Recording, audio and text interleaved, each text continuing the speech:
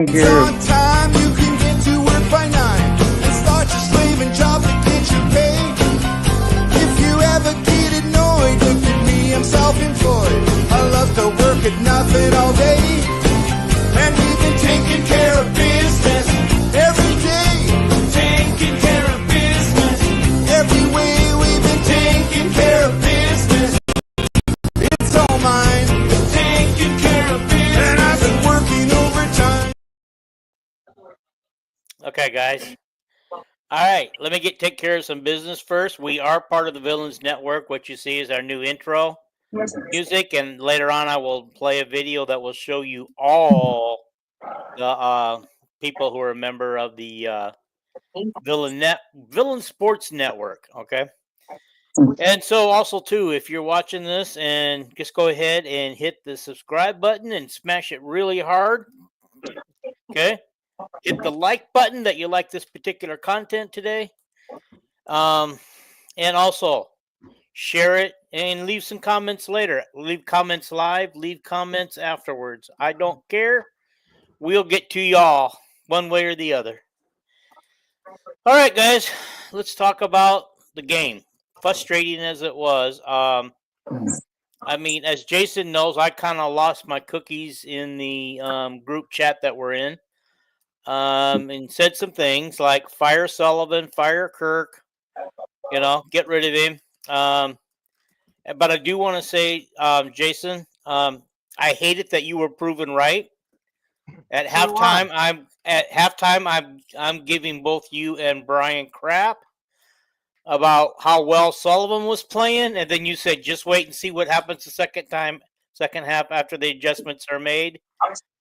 And they went after him really hard, and he couldn't handle it at all. So kudos to you for getting it right, but I'm really mad because it cost us the game. Any comment on that? It happens to me all the time. But I'm just, I don't know, but you know me, right? I watch the game a completely different way than most people, right? So that's why that's why I always get on you, or I laugh at you. I don't get on you. You give me entertainment when you get mad in the first quarter of games, and then you go the other way when I was doing good in the first half. It takes two halves to a game. That's why I just told you wait and see, because Sullivan can't throw. He was really bad at throwing on the run, right? Every interception he's thrown has been with him throwing on the run, and he did the same thing at Northwestern.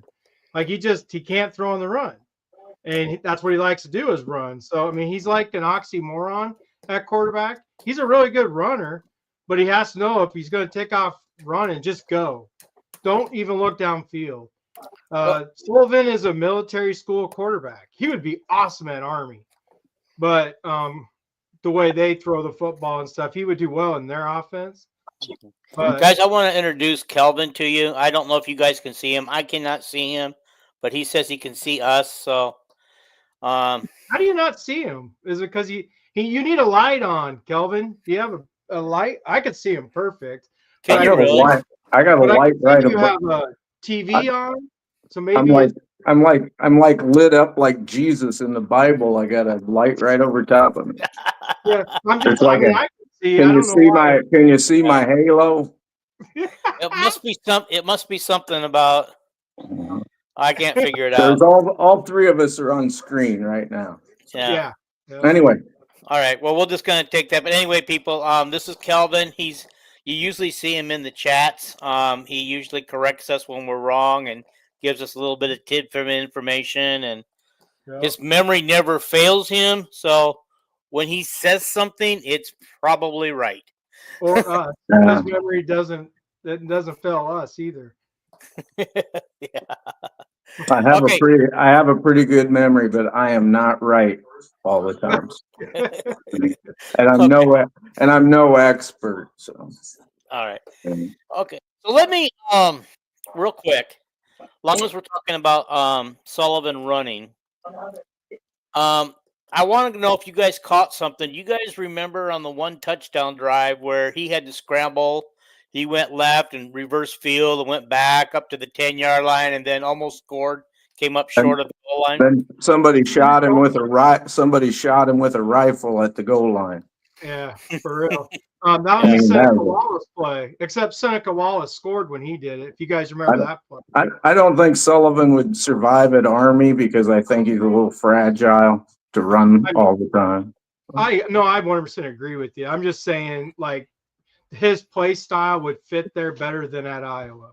Is all I'm saying. Okay, but you're okay, right. what I want to know, guys, is when he went to the sidelines after that, they shot a picture or a video of him and Kirk is in his ear, and Sullivan's kind of trying to brush him off, like shaking his head and walking away from him. And I'm just wondering if Kirk had told him, "I don't need you to run like that again and risk your health."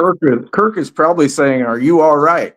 Yeah. And Sullivan's probably saying, yeah, I'm fine, probably waving his hands like that.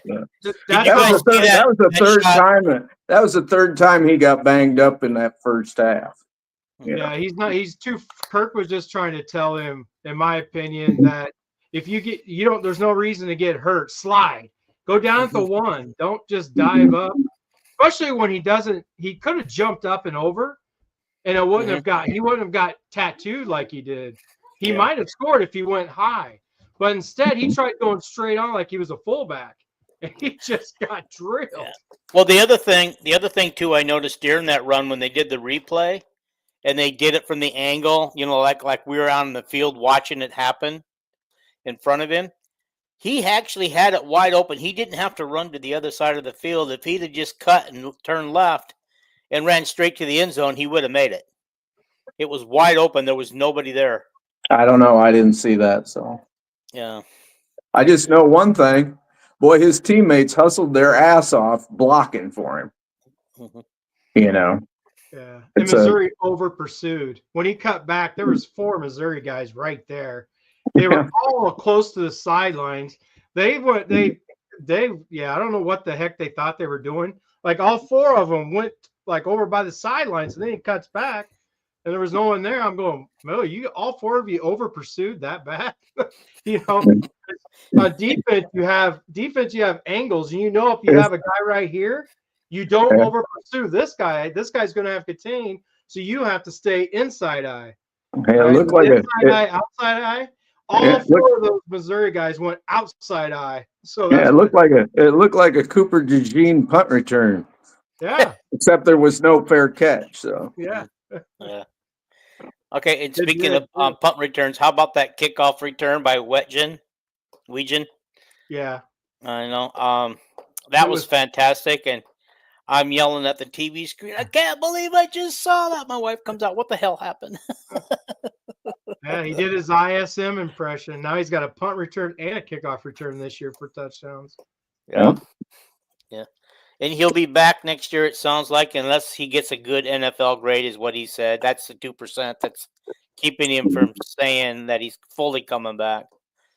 He's not going to get an NFL grade until he does it one more time. Yeah. What do you guys think of the announcers right there saying that they talked to Lester, and Lester said the reason why they don't throw him the balls because he runs routes wrong? Is that something Lester should have said publicly? Yeah. I mean, we stop being soft. I'll let Kelvin answer that because you know where I'm going to go. Yeah. I understand Dean's favorite player on the team is Wechen. He's kind of protective of him, but yeah, Wechen needs to. He hears it in practice. I'm sure it's nothing new. Yeah. I mean, it's Kirk's commented before. Wechen has improved so much in the years he's been there because he was very fragile to begin with. He's really hit the weights, and he needed to calm down and learn to be more of a natural football player. And so anyway, I don't have a problem with the announcers saying that, but I'm sure the Wechen family does. Takes too kindly to that comment. I mean, maybe not all, but it just depends. Like his grandpa might go, "Yeah, right. You got to run the right route, son."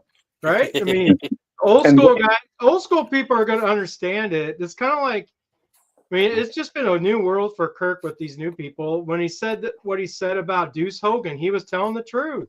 You did not want Deuce Hogan on the field. I mean, all the way from there, everybody's been talking about Kirk being mean to his players. No, you're just saying the truth. The truth is Weegen struggles it's not that he runs like routes wrong. It's that he runs the wrong route for that play. So realistically, what he's struggling with is the playbook, like knowing what route, what the verbiage is, and what route he's supposed to run. But anyway, we love Wetchen, and he's a great player, and I'm sure Wetchen and Kirk kind of brushed aside the scholarship talk before. It's they're just waiting for the season to get over. Second semester don't start till the end of January. He'll have a scholarship by then, and no big conspiracy here. So the thought here, we all know that Wetjen has some speed, okay?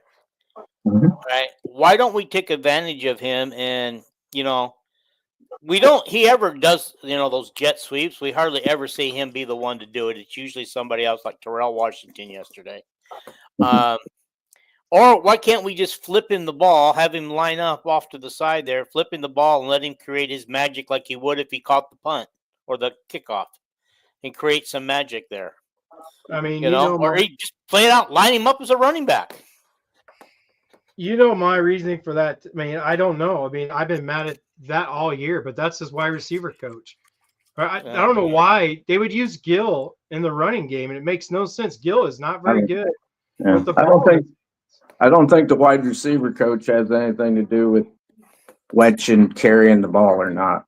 I think Lester calls the plays, and he tells them who he wants in the game at the time. He doesn't. On game day, the position coaches put in the players, unless there's plays specifically designed for one player.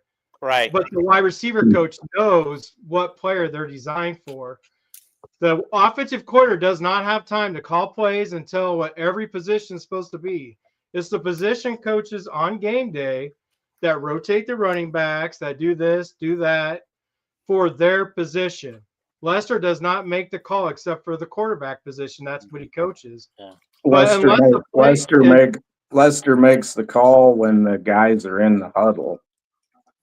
It's like right. He's talking to the quarterback. He does not have time to be talking to all the coaches as well. Right. Yeah. But I would agree that I think what Jason says is seems more realistic. Unless there's a design play for Wetchen, the position coach is going to decide who's on the field when, right? I think they got it set up so Washington's going to get way more reps than Wetchen. Yeah. Are you guys surprised that Gill's been running a lot of the sweeps, but Gill's been running, the whole year. I don't really understand that, but no, he doesn't go anywhere when he gets the ball in his hands. You seen Washington when he ran that one for the touchdown, didn't he? He did something that you've been calling for all year. He starts the outside and he cuts it in. Yep.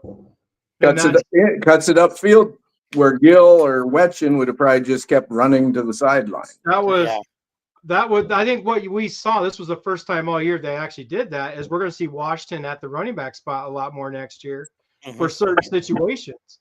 Because Washington, if you guys didn't notice, he was in at the running back spot. He was at wide receiver. Washington did because they moved him to wide receiver.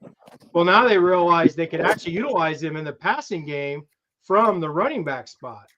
He did that a few times as well. So I think we're going to see a lot of Washington doing a lot of different things. I wish that was Wetjen, because I want to see Wetjen or Weegen, whatever, at running back as well, to see what he could do with his quickness on those outside runs. It'd be really fun to see, because he was a running back in high school, right? And his playbook in high school was extremely simple, apparently, compared to what Lester wants. Well, Lester's supposedly running the Green Bay Packers offense right now. I mean, the announcers said that. We run everything the Green Bay does. and guess what, everybody? All you Kirk haters, Kirk doesn't even understand the verbiage of the playbook to call plays. He said that. Oh, He said that in an interview. They even He said that. He admitted it. Kirk literally said, "Yeah, I can hear it, but I don't know what the heck they're dealing with." Kirk's will be learning every darn thing on the team now. Okay, well, here's the question now. Okay. Lester said after the Nebraska game, obviously Stratton doesn't even understand all the verbiage yet. He ran the first play of the Nebraska game wrong. Yeah. So it's a very complicated verbiage, I guess. I don't know. Well, here's one for you guys. Okay. Everybody and their brother wanted to fire Kirk because they're saying that Kirk changed what they were going to do in the second half. We were aggressive. We came out aggressive, had a touchdown lead, and that Kirk made Lester. I'm not saying Kirk called the plays because obviously he didn't, but he made Lester start slowing it down a little bit and not be as aggressive and be more conservative. What is your feeling on that, guys? Go ahead. While Jason's coughing, go ahead, Kelvin. I don't know how to It's totally untrue. I mean, everybody knows that Kirk does not call the plays. Yep. And we know that. We know that. And the Everybody big difference in the second half, I noticed, I don't know if Jason noticed it, but Sully was really hurting them with his legs, and they put a defensive back in as a scout, following Sully around. And that's what happened on the interception. That scout was coming along the line of scrimmage, following Sully.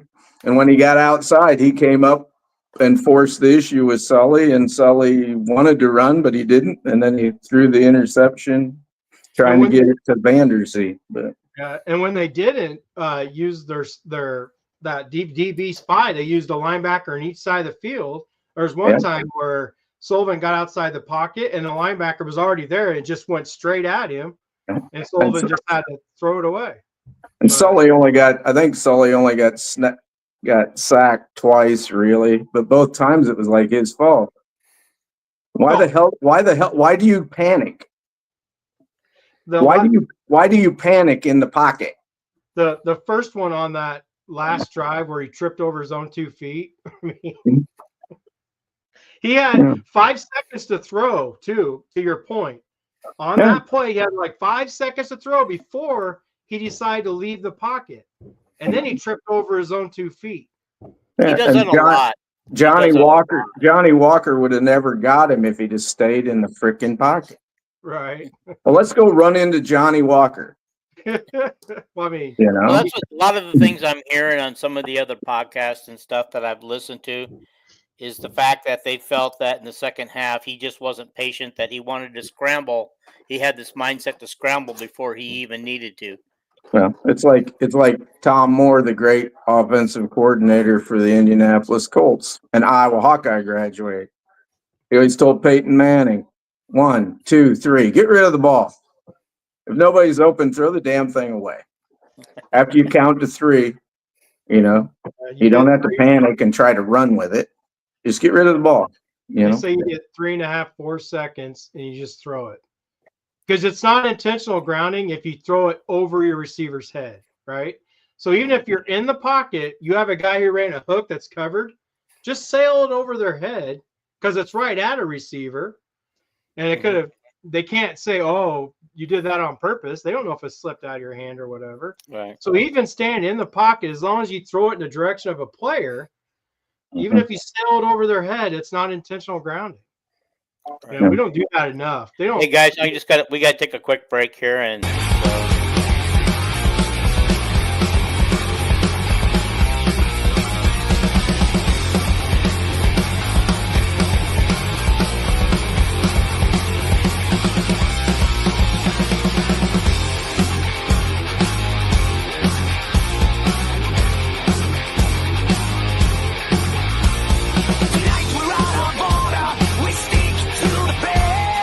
Chaos and disorder, play them like a violin.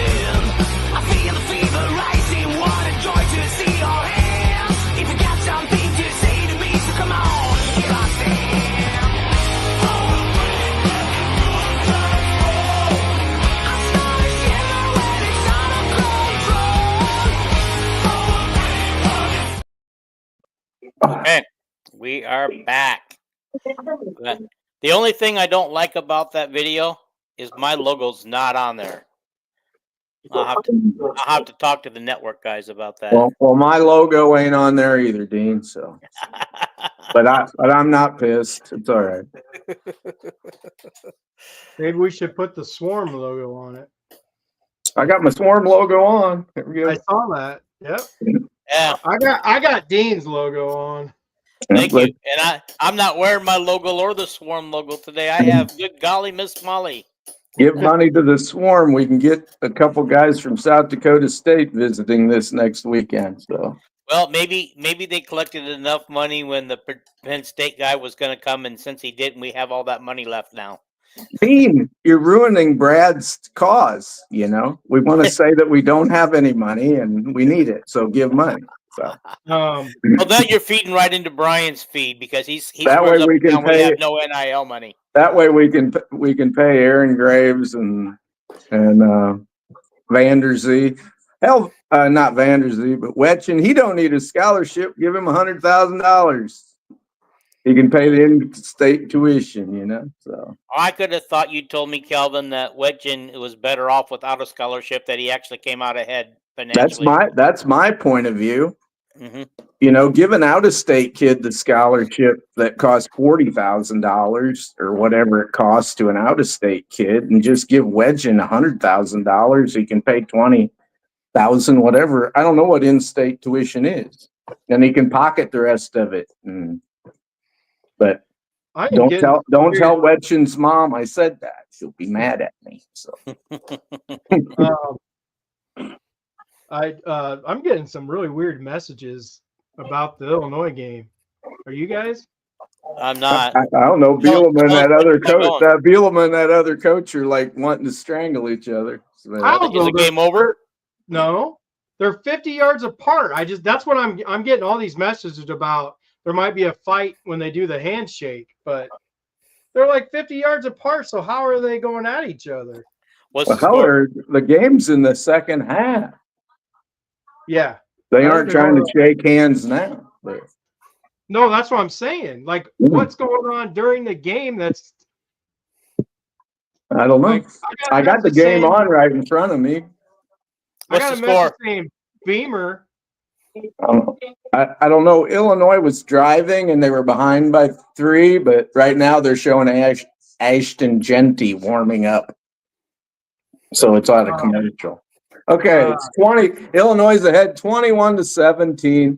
2 minutes to go in the game. They got the ball and it's 3rd and 2. I'm doing play-by-play. And they hand off and they got a big hole. I mean, they're going. It's going to be a touchdown for – oh, no, the Illinois guy's too slow. He gets caught on the 25-yard line of South Carolina. He ran for 50 yards. Okay. There you go. How's that? I hope that wasn't a live play-by-play because we're not allowed to do that. I'm not even alive. I am that sick. Well, now I'm watching the play you just called. Okay, turn me in. I don't care. No, that's okay. Put it on the Villain Network, Bill. Yeah. One thing I want to point out, Jason, this is interesting. You know, Alabama, Missouri, and South Carolina tied for 4th place in the SEC, right? Right. So far in the 2 games played, Iowa lost to Missouri because of a turnover, right? Yes. If we don't turn over, we win that game. Yes. Alabama gave the ball inside their 15-yard line 3 times to Michigan. Alabama gave the ball to Michigan inside their 15-yard line 3 times, and that's why they lost. We can talk all we want about spreading the field or running the veer or whatever. It's like whoever turns the ball over loses, don't they, Jason? Okay. All right. So when we turned the ball over, I believe we were down 24-27, so we were just trying to go down to get a winning touchdown. No, we were ahead by 3. We were ahead by 3 at that point? We were up 24-21. Was it the next series that turnover gave them a field goal, and then the next field goal we gave them was because of effing blown call by referees of roughing on Schulte and Craig Oh my god! Oh my god! Oh my god! on the sideline. Oh my! That coach wants to take. Oh my god! He's gonna beat somebody up. Oh my god! What? Oh, geez, I'm sorry to interrupt you. Go ahead. Was that a halftime, Dean? I don't know, but it's not currently. It wasn't currently. Yeah, right. That's what I'm saying. Is I'm getting messages saying Shane Beamer went after Illinois' coach. Well, I know why he did because I watched the game. Right, but It's because they're 50 Bielema, yards apart. South Carolina had the ball down trying to score, and South Carolina sent in a substitution. So Bielema sent in like 7 substitutions and took 40 seconds to do it. So South Carolina couldn't even run a play. You know, it's these rules where nowadays where if somebody substitutes on offense, the defense has like unlimited time to make substitutions. And So was that going into halftime at the time? Bielema literally took 30 seconds doing his substitutions.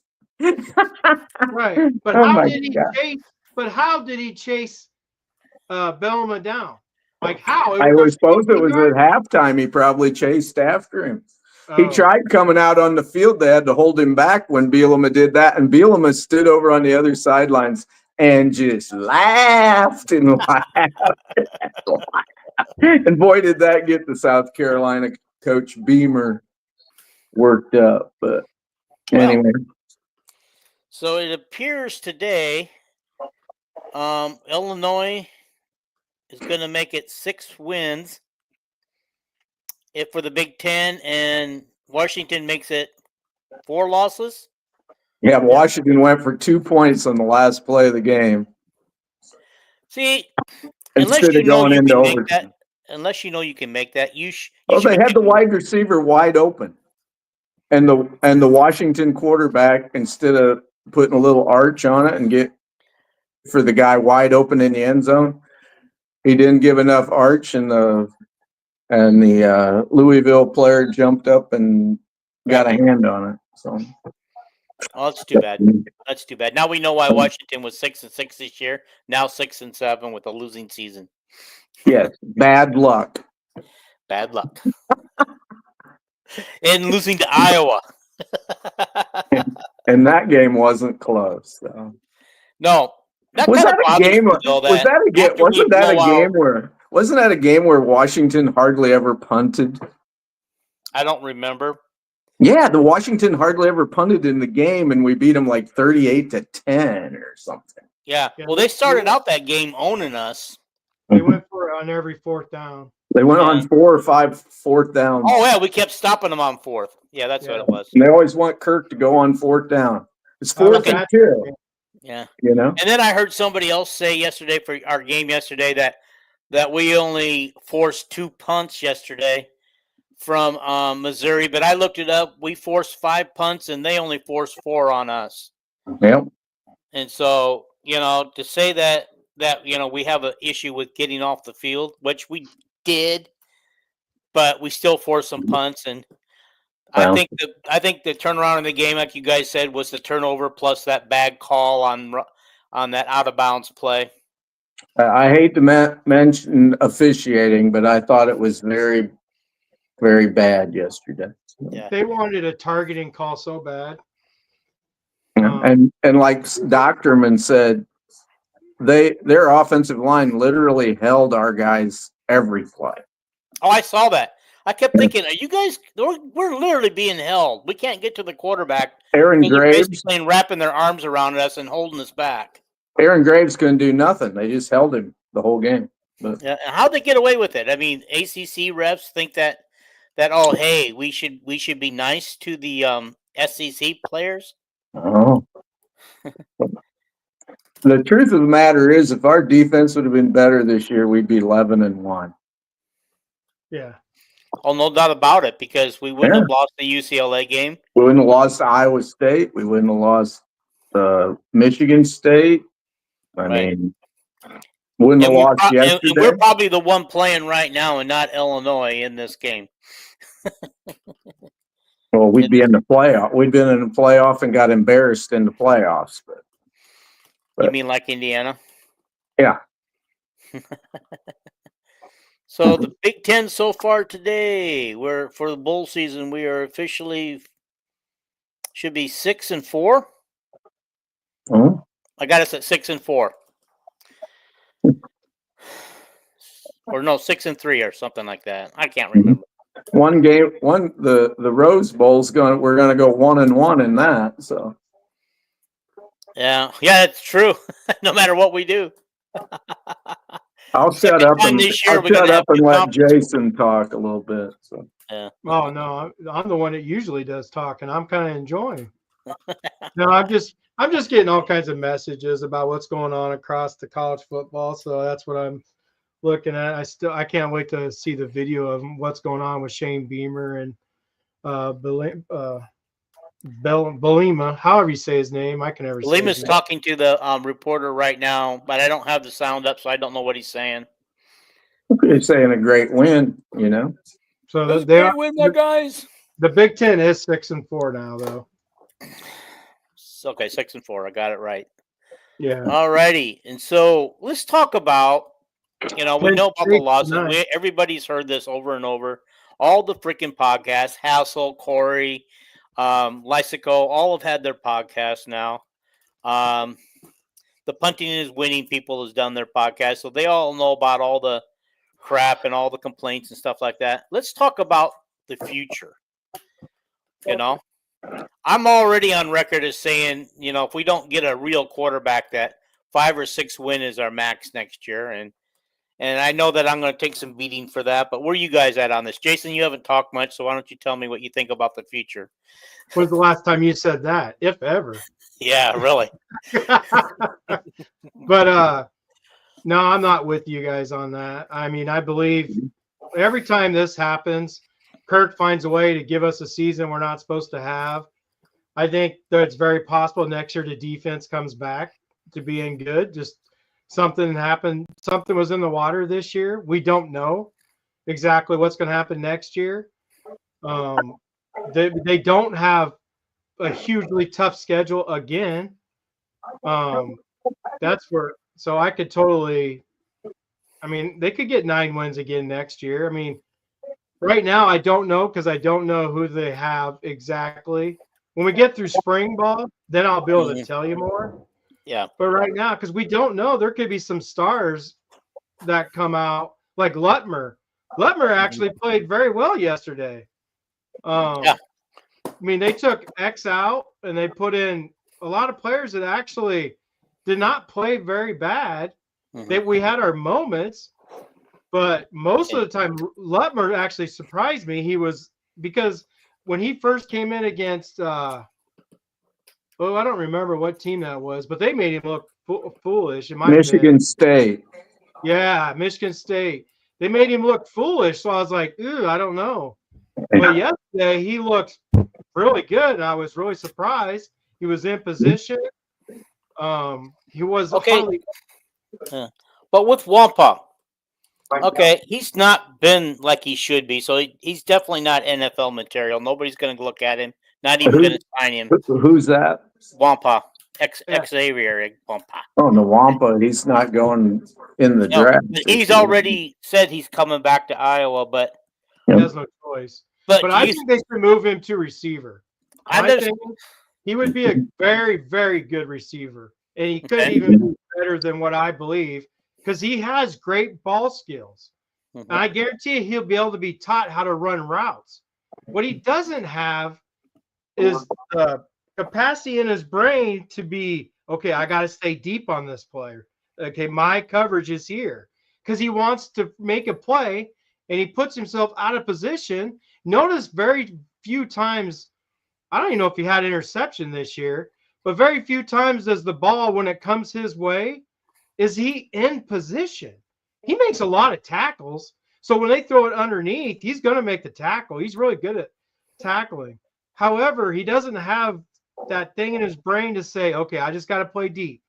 I got to stay back here in my cover 2, cover 3, whatever we're doing right now. but he still creeps up, and then he gives over the top, or he'll give a wide open play like on the other side of where he's supposed to be. They need to move him to wide receiver, in my opinion, because he has good hands. He has good ball skills. He loses them in man coverage. That touchdown he gave up, it was like he didn't even care yesterday on that. Oh, he was in like man-to-man, it looked like. Whether it was, I don't know. But when the play ended, it looked like X was in man coverage with the guy because he was staring at the receiver, not the ball. That's usually a hint that they're in man. And he was just like, oh, well, he scored. He just jogged back. And it was just weird. Does he start next year? Not if he doesn't improve. He can only play in the 4-2-5. Maybe he should be the cash. I mean, I don't know. That's what I was gonna say. I would definitely not move him to wide receiver in his 5th year. You know, he probably ain't gonna learn the position. But I would move him up. I would move him up close. I'd move him up close to the line of scrimmage. You know, I mean, yeah, have him play cash. I mean, I'd put him at wide receiver. I think he could pick it up. He could play Kyler Fisher's position. I've been pretty much saying, hey, I think with the West Coast teams playing now and Indiana's offense and all this, we probably should play with 2 linebackers all the time. You know, and even one of them linebackers like Nick Jackson's position, be a big safety. You know, Nick Jackson can't guard people in pass coverage. You know, and the good news is our backup linebackers this year, all them juniors that are going to be starting next year, all 3 of them are faster than the guys that we're playing in front of them. They just don't have the Higgins instincts, but they are more athletic with speed and stuff. But you can have one linebacker that's a run guy like Jack Campbell and Higgins. Right. And then put athletes out there, Jason. Yeah. You know. Okay. What about our cornerback position, guys? What do we got to do there? Do we need to go out shopping? I mean, I'll bet you a couple freshmen play next year. One's a redshirt freshman, Rashad Godfrey, who has been great in bowl prep, I hear. And the other guy's a true freshman, Mr. CJ Bell. Okay.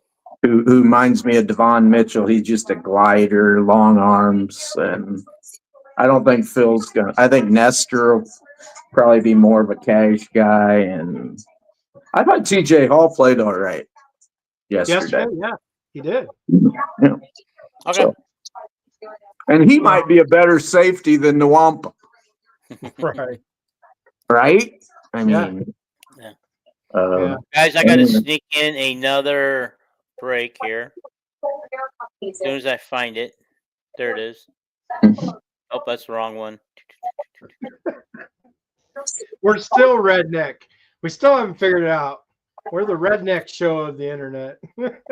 Speak for yourself. Yeah. I'm all cityified. He's not. He can't get this figured out.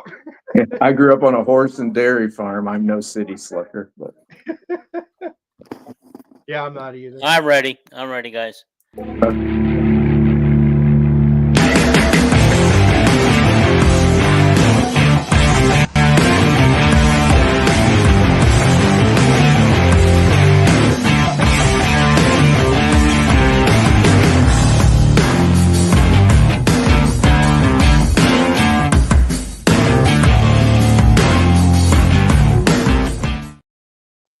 Okay, all you got to do if you want to go see Jimbo and get a tattoo is travel to South Carolina. Okay, me and Jason's leaving tomorrow. We'll do some recruiting in South Carolina because there's some athletes out there. Right. No, I'm too big of a wimp. I probably shouldn't say this since you advertise, but I don't have any tattoos for a reason. Me either. I don't have any either. I got 3 tattoos and I'm diabetic, so they didn't hurt. So when you're diabetic, your nerves go to hell. Right. So you didn't.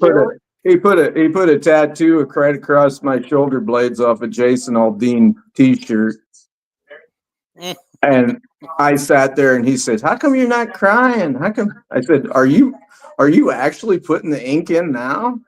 He goes, "Yeah, I'm about done." Didn't even hurt. But anyway, It was a good commercial though, but Yeah.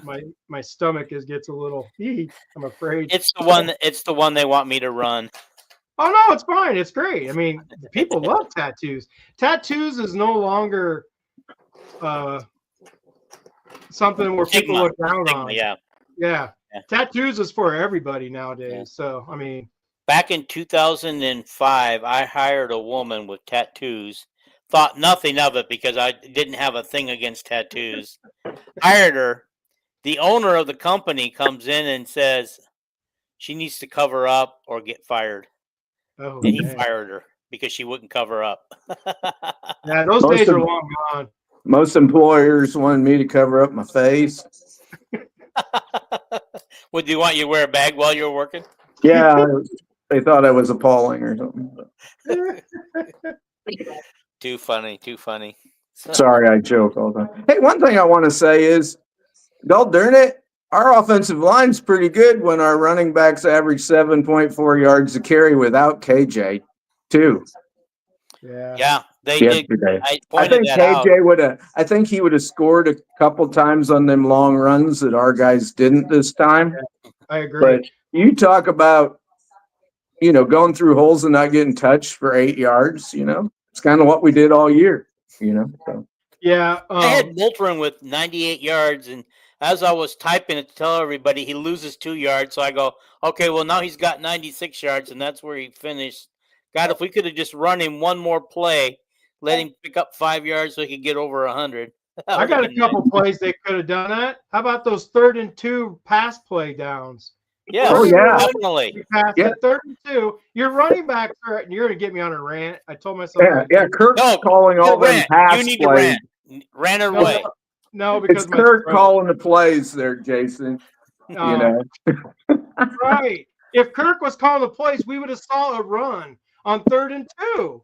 We'd have scored 35 points. So. But anyway, I don't want to get on a rant because of my throat. I am just getting over being sick. But I do want to say that when your running backs are averaging, one averaged like 8.2 yards a carry and the other one was like 6.5 or something.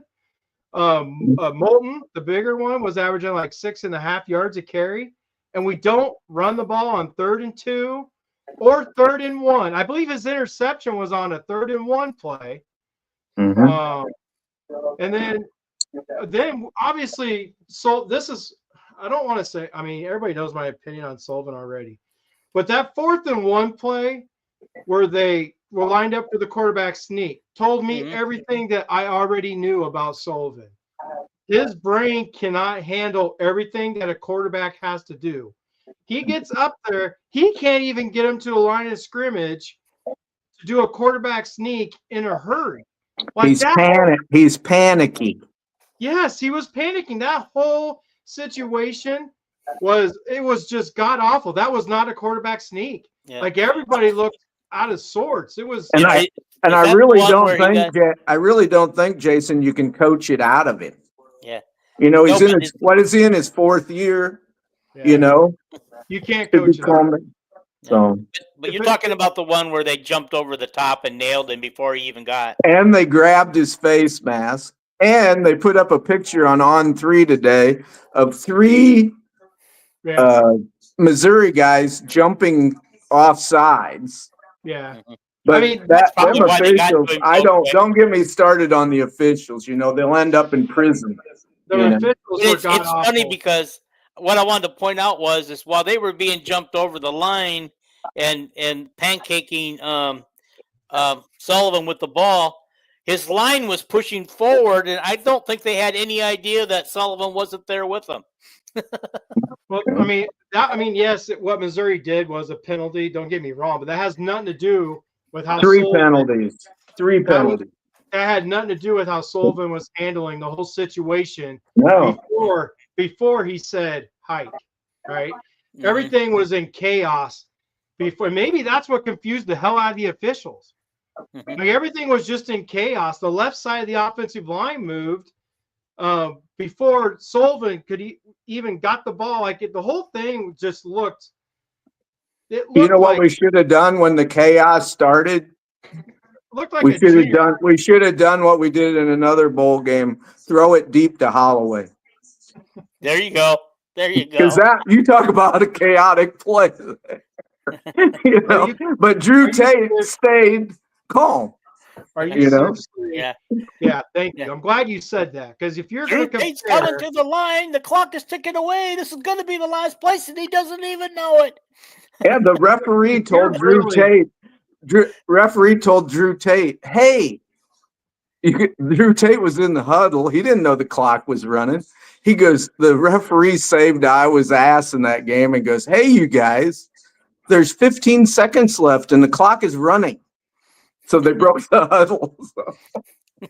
I mean, but My I'm God. glad you mentioned all that because if you seriously compare Sullivan to Drew Tate, you need to exit. You need to just. Yeah, my point was that Drew Tate did not panic. Yeah. Mhm. I'm And glad it you was said that. it was the same as it looked the same. It looked chaotic, right? Mhm. But Although they got to the line of scrimmage, everybody lined up. The offensive line was in the right spot when Drew Tate. but we had a guy panicking. Everything looked okay to say hike and not commit a penalty, right? When Drew Tate did it. They got to the line of scrimmage. They were in a hurry, but nobody panicked. Sullivan did the opposite. And there was still a minute left in the game. It was 4th and 1, so you have to get this first down. Mhm. And Sullivan was just all over the place mentally. I mean, it is something that you can't coach out of him now. I mean, because if it was me, I would have just looked at him like no amount of push-ups would help him with what he has as far as playing quarterback. The one guy you don't want to panic is the guy that's got his finger on a nuclear button. And your quarterback's the guy that's got his finger on the button, right? Yes. In a game, you know? He's controlling everything. So, oh, by the way, we sure the hell missed Logan Jones in that game, didn't we? Yeah, those Talk about bad snaps. snaps. Yeah. That cost us. Yeah, bad snaps cost us a couple. And obviously, you know, them bad shotgun snaps he made. Obviously, by the way we set up the game, he was worse at snapping directly to the quarterback with his hands. You know, we did mostly shotgun snaps because probably Ellsbury was worse at the other snaps. Mhm. You know, but Yeah, he was struggling.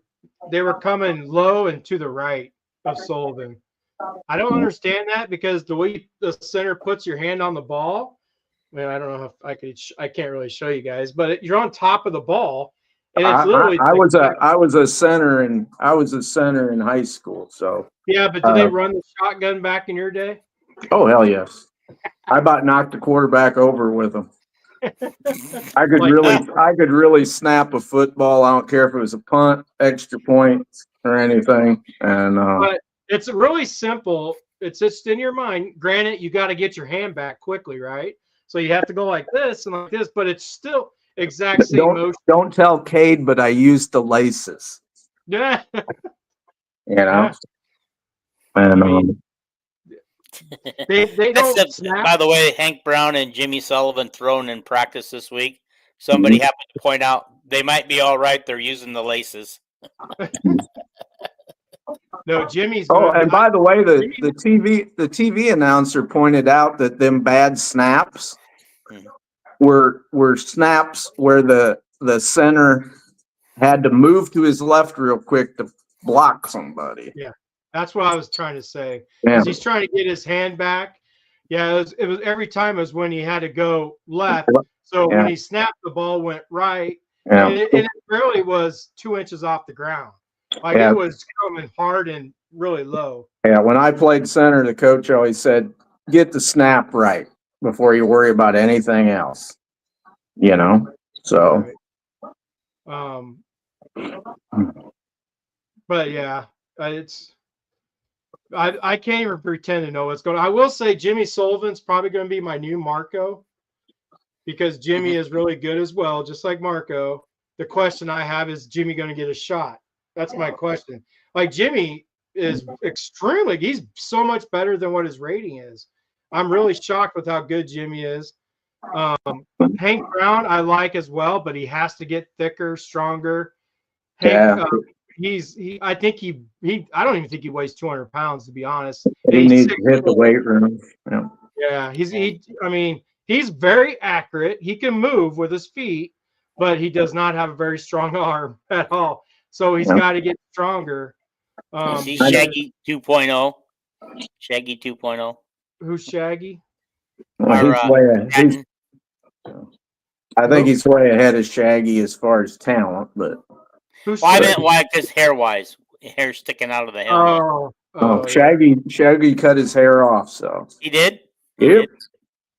Must be a Kirk thing. By the way, Lester's by far favorite quarterback on campus right now is Jimmy Sullivan. So I pray you're right. I think you'll get. Well, I know it's true from what I'm told, but so he'll get a shot. You know, I don't know if Would it's Kirk next play a year. fresh? Would he allow Lester to play a freshman quarterback? I think Lester plays whoever he wants. You know. Yeah, it's Lester's call. It's not Kirk's. I wish they would just. I mean, I don't know how many times Kirk has to say it. I don't know how many times Lester has to say it. Lester would not take this job. I'm trying not to talk so much, but you're going to get me all fired up. Lester would not take this job if he didn't have control. This is Lester's coaching. This is Lester's coaching career, right? Mm-hmm. He does not want to end up like Brian on that list as an offensive coordinator. He's going to make. He had the pull to come in and tell Kirk, "I choose my quarterback." Yeah, we're going to talk about the game plan, which they do. It's obvious that, but Lester is a run-first offensive coordinator.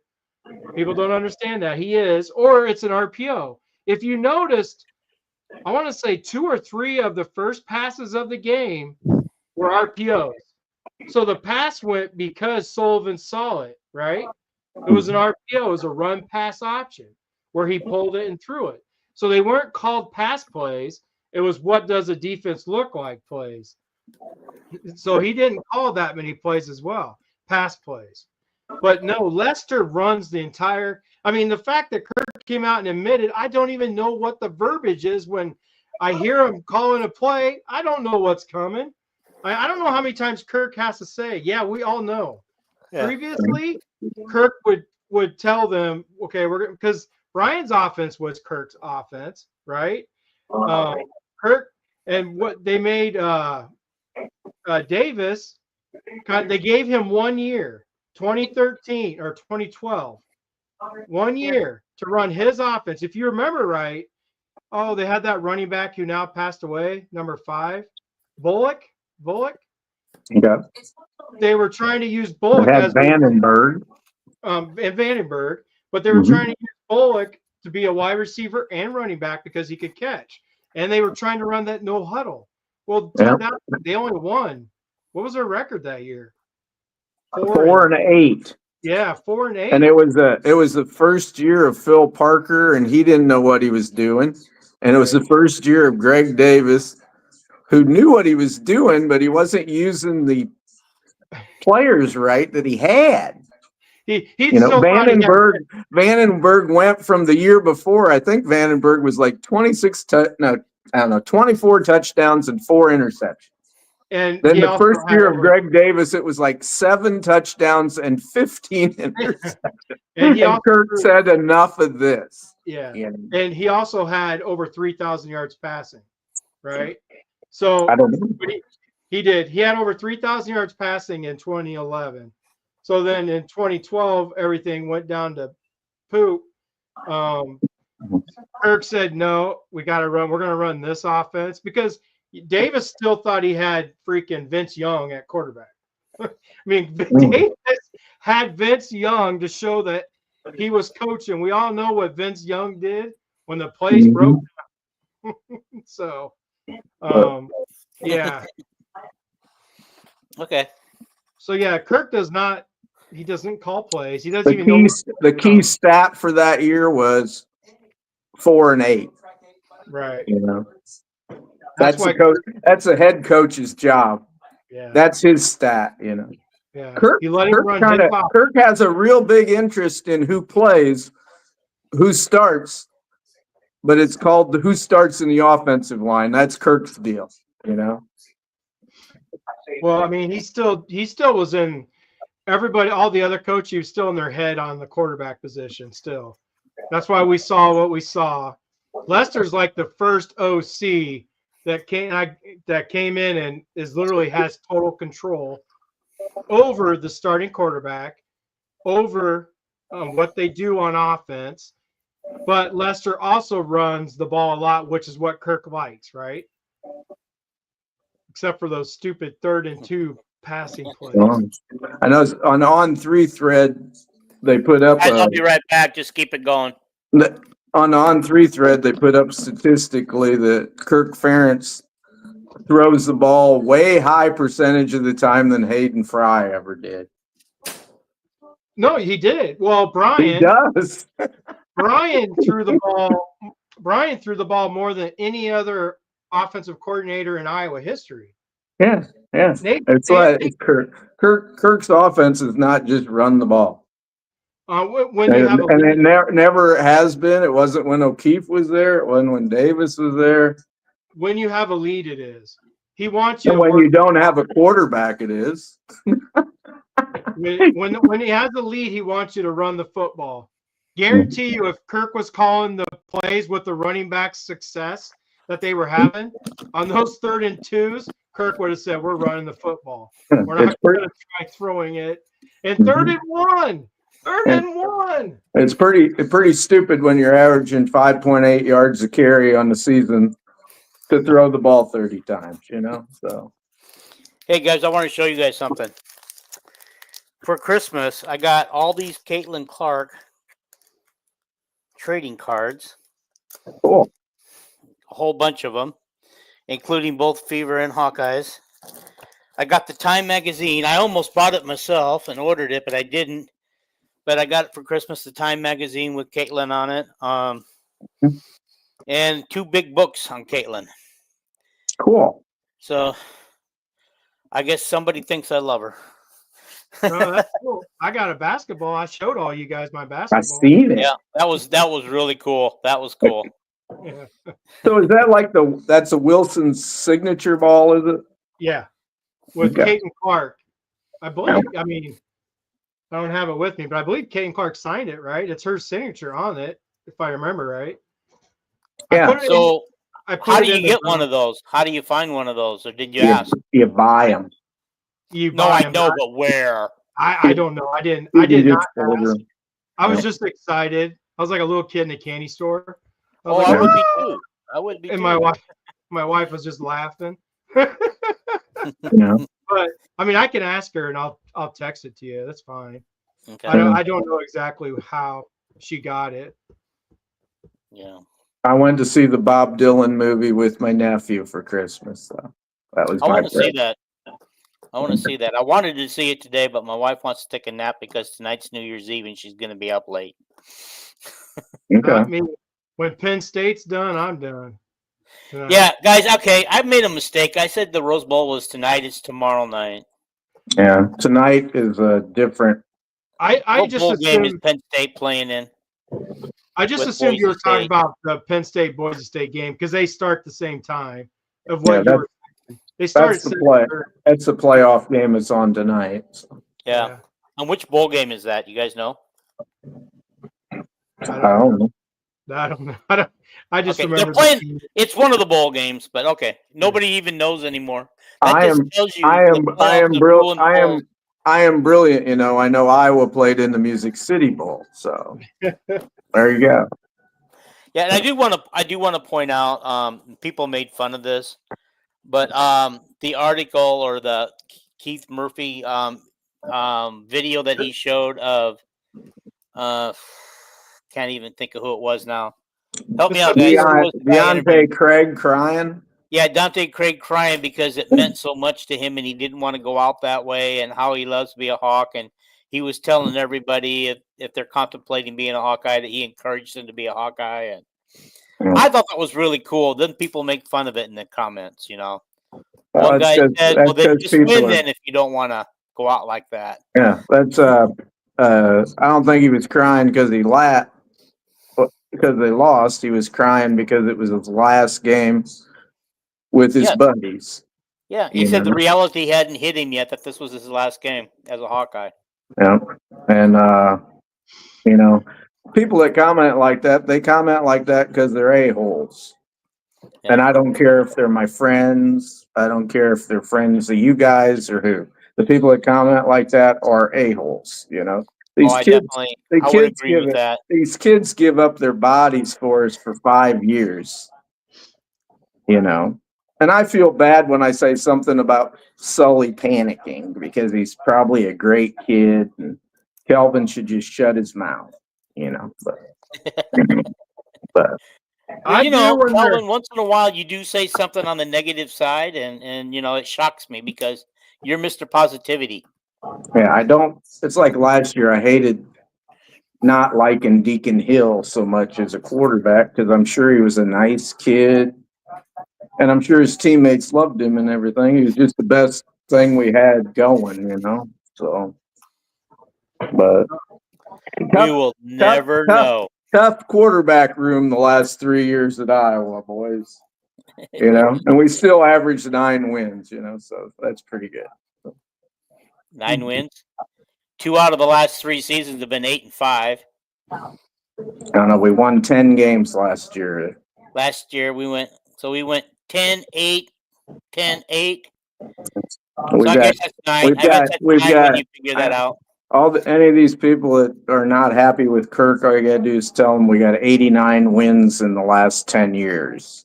By far the greatest 10 years in the history of Iowa football. That's 8.9 wins a year. So. But I'm disappointed that we're 1-3 in the last 4 bowls, and that's just because I'm counting from the COVID year that we didn't get to go to the bowl game and play, which we would have won that had we gone. No. But so 1-3 to me is not acceptable. I think we got to win those games, at least half of them. Well, put old Deacon Hill out there and you know, the quarterbacks we had, and we almost every year we play somebody, an SEC team that's rated higher than us. Okay. All that goes into consideration. We got beat bad by Tennessee. The other games, you know, we could be 3-1. I like to look on the bright side because we're pretty goddamn lucky, I think. But, so we're considered right now, we're 9-0 against ranked teams in the last 9 tries. However, this might be the first time in those 9 wins that we actually had a shot to win this game. You just were talking oxymorons there. I'm all confused. What do you mean? We're 0-9, not 9-0. mm-hmm. Well, we lost 9, not 9 wins. Yeah, and the previous, yeah, that's what I said, right? The previous. What did I say? They pointed out on 3 thread today that we were 0-9 in the last 9, which coincided with our quarterback problems. Mm-hmm. And the previous 14 games we played, we were 11-3 against rated teams. So yeah, you get in streaks like that, and you know when you're playing your 5th string quarterback, and it's just different. You know, the last few years have been like you had to be a magician to win a game with the things that were happening. That's my opinion.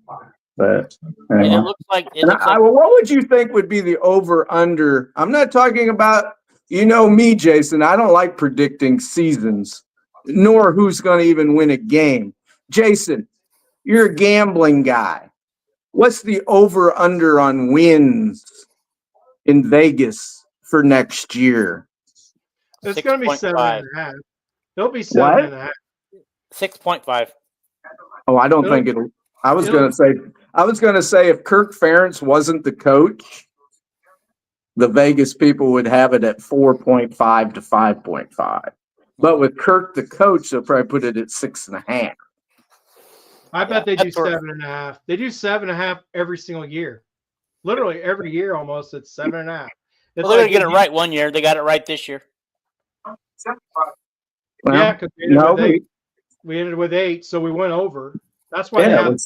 it was 7.5, and we went over again for the umpteenth time. Yeah, we Yeah, go but I over. figured the 7.5 means somewhere between 7 and 8. No, it means 7.5.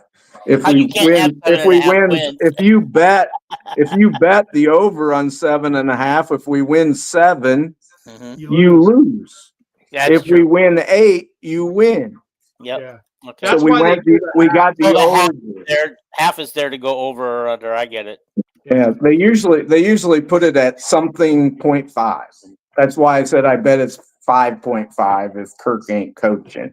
But Kirk is coaching, so Vegas always gives him an extra win. So Yeah. there are potentially, when the preseason rankings come out next year, there are potentially 6 or 7 preseason ranked teams next year on Iowa's schedule. That's brutal. That's brutal. Oregon and Penn State back to back is those tough. are going to be. Those are 2 losses, but Maybe. all the other games, Iowa Maybe. can win. Oh, ye of little faith. I'm talking about their schedule. I bet you Those games are at home, though. I bet you we beat Iowa State. Oh yeah, I mean I agree with that. Because we But that's what I'm always beat saying. Iowa State unless Phil Parker don't show up. But that's what I was saying is those other 10 games though are going to be very winnable for Iowa. Yeah, every game, they always say how many potential losses are on the schedule. This next year, potential losses, the correct answer is 10 because we're not going to lose to Albany and that other team. But the rest of them, potentially you can lose. Right. That's a potential. The odds are you aren't going to lose all 10 of them. Yeah. You know. But we got game at Indiana next year. Yeah, I mean, if Indiana comes back and plays the way they did this year, that's not a win. Yeah, it is. Who did Indiana beat? Dean, don't look at the record. All year, who did Indiana beat? Nobody. Michigan, Washington. The good thing about Indiana was all them teams that weren't rated other than Ohio State. I mean, they beat them by an average of 40-some points a game margin. That was the impressive thing. Indiana's strength of schedule before the playoff and before Ohio State was in the hundreds. I know that. Then they played Ohio State, so they went up to 70. Now I don't know where they are after both teams they played that were even halfway decent. They got destroyed. Literally destroyed. So I'm not that high on Indiana. They might be ranked next year. It depends on who their quarterback is. It's probably going to be the one that's back. It's going to be Mendoza, their new signee, the number 2 quarterback in the portal from California. They just gave him $3 million. Yeah. So the kid that played this year won't have a shot. It's going to be Mendoza. Rourke is graduating. No. The backup. That kid. The backup's a highly. He's a pretty good quarterback, but they didn't give Mendoza $3 million to set. They will if he's losing. And well, yeah. I mean, hopefully Signetti has people compete for the job, But but this whole Indiana just had an Iowa year, right? Indiana had a 2015 Iowa schedule. Indiana, they did. Their schedule. I mean, all those years where Iowa was the fake ID of college. Well, this year Indiana was the fake ID of college football, and they proved it. And this year Tennessee proved they were the fake ID of college football, and Alabama proved it today that they're the fake ID. Well, Alabama truly is because they started here ranked like in the top 10 or something. So and everybody wanted the Alabama coach to be our next coach, Now, here's the thing. I'm going over the schedule since we're kind of talking about it. We have Michigan State back on our schedule. Should they not be on our schedule 2 years in a row when we're trying to schedule teams, and try to play them every 2 years now? No, they can't do that because Iowa has protected games.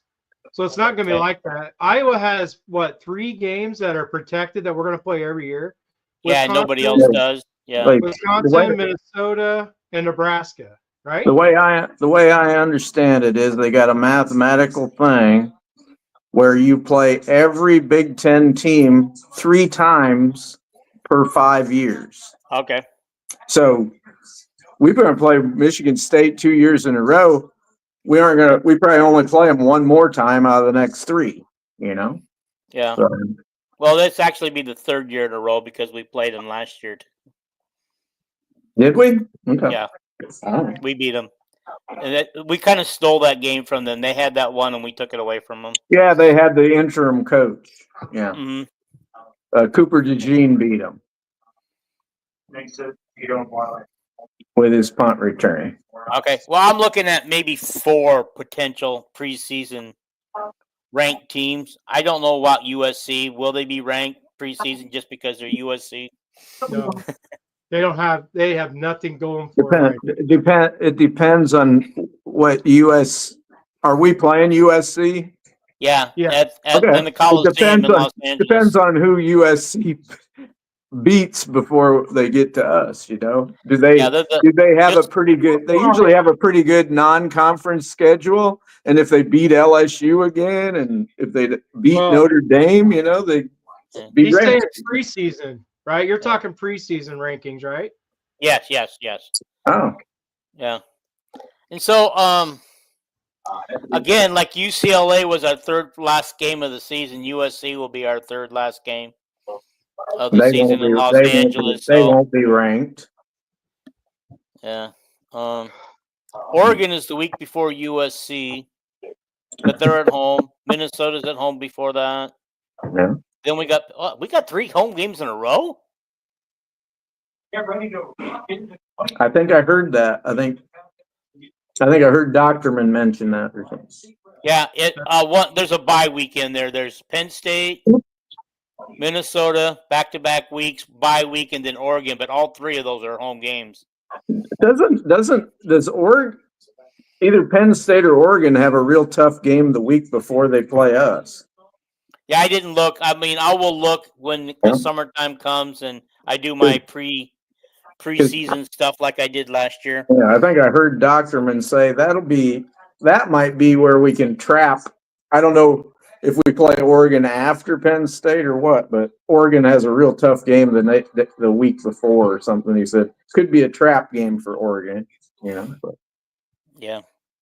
Well, guys, I think this has been a good discussion. I do got to end it. It's getting a little lengthy, and so it's getting close to game time. Well, yeah, I don't know if is Penn State game at 4:30 because I was really focused on the Rose Bowl, and yeah, I told you it was the same time. I had the wrong day. No, I told you it was the same time. I just assumed it was the Fiesta Bowl that you were talking about. Yeah, I was talking about the Rose Bowl. Before we go, can I ask Jason one thing? Yes. What's his view of the South Dakota State quarterback Gronowski? I thought he was done. I mean, he's really good. He got his draft thing back, and they said he'd be like maybe the last guy picked in the draft. Yeah, because he's from South Dakota State. I mean, he's really good, and he can do what Lester wants. He would fit in the Lester system. And he's from the area that Lester and is from, you know. If Gronowski comes to Iowa, he will be in the mix for the starter, right? He is a Lester type guy. That will just knock Hank Brown down. I still think, I mean, I really hope they're looking at Jimmy. But Gronowski would probably beat out Jimmy, obviously, would be. Gronowski ain't coming unless he's starting. I mean, that should be true. I mean, because Gronowski is a really good quarterback, and he could be what Rourke was this year at Indiana, right? Coming from a small school where he played a man among boys, like Rookie looked like he was awesome at Ohio. Like when they beat Iowa State, I just remember going, wow. I mean, this kid looks really good. And that's what Gronowski could do. Now, that would be actually an interesting 1 year stopgap to give Jimmy 1 year to get the Yeah. system down, and then Jimmy could take over his sophomore year. Jimmy could be the next Drew Tate. I mean, he could be. You're right. I mean, he's kind of mobile like Drew, and Yeah. I mean, he could. stuff like Realistically, he could. A bigger Drew Tate, I might add. But Gronowski. Doesn't Sullivan only weigh like 188 pounds? Oh, that I don't remember his size. I know isn't he like 6'1", 188 or something? I thought he was like 6'3". Maybe he is only I don't 6'1". know. I know he's skinny like Hank, but he's taller than what Drew Tate was. Drew Tate was barely 6 foot, like barely. Yeah. That was on a good day. He probably had. I'm going to tell you guys right now, he's 6'4", 220 pounds. You're talking about Brendan Sullivan, right, or Jimmy Sullivan? Jimmy. Not Brandon. I was the guy from Brownsport, Indiana, or wherever he's from. Okay. It's Jimmy. Yeah, Jimmy Sullivan. He could be the next Drew Tate, but he's got it. I'm so frustrated with how they treated Marco that I don't know if Jimmy will get a chance. So I'm not gonna get fired up or anything like that for him yet until I see that he's actually going to get an opportunity. Sophomore year, we'll go. He'll be our first quarterback in a few years to go sophomore, junior, senior year. Petrus and Stanley. Stanley went 3 years. Who else went 3 years? Petrus and Stanley. Yeah. Andrew Tate. But I'm talking about recent. You know. Yeah. Kirk has always liked to pick a young quarterback and have him in there for years. And Hayden was the same way. Yeah, but not freshmen. It's when they're sophomores. But Drew Tate actually got playing time as a freshman, and so did Stanley.